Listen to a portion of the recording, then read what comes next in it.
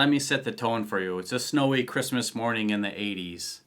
And my brother and I got this for Christmas, and this system kicked off my lifelong love for gaming. After almost 35 years, I finally own what is to me the holy grail of gaming consoles, an original NES.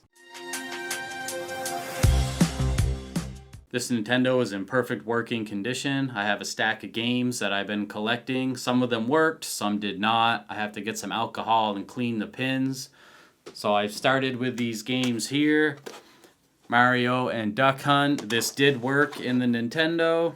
I have Teenage Mutant Ninja Turtles. This also worked in there. I have the Karate Kid. This did not work in there. I fought with it. I kind of got the game going. And then I got the blinking red light, so I have to clean the pins. And I have a copy of Beetlejuice, which I have never played. I didn't own it, nor did any of my friends. But I'm glad I have this, one of my favorite movies. And I also have a copy of Knight Rider. You can't go wrong with a Hoff. Again, I've never played this one, so I'm looking forward to play it, but I couldn't get the game working. So again, we have to clean those pins or just blow on it.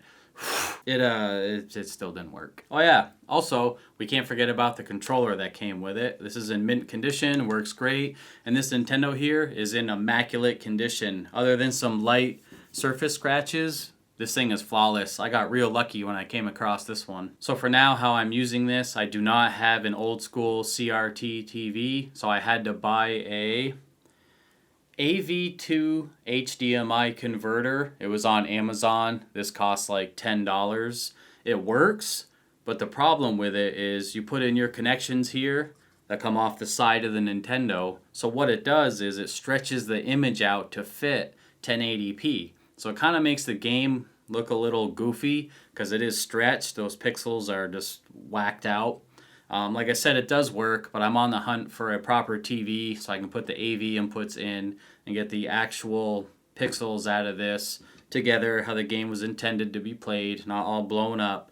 But for $10 it works. I got to test out the Nintendo, so I'm pretty happy with that. If you've seen my last couple videos, you'll notice I put up some new shelves here so I could display things. And while we're on the topic of the Nintendo, right here is a Game Boy case.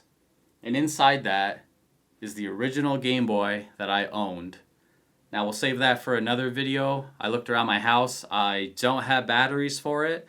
And when my mom returned that to me, there was no games with it. So I think the games are all in my brother's case. So I'm going to have to get after him about that.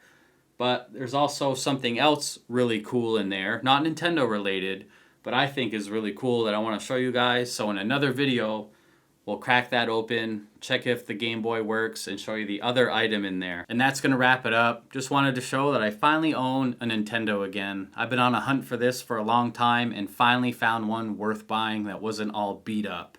So thank you guys so much for watching. Stay rad.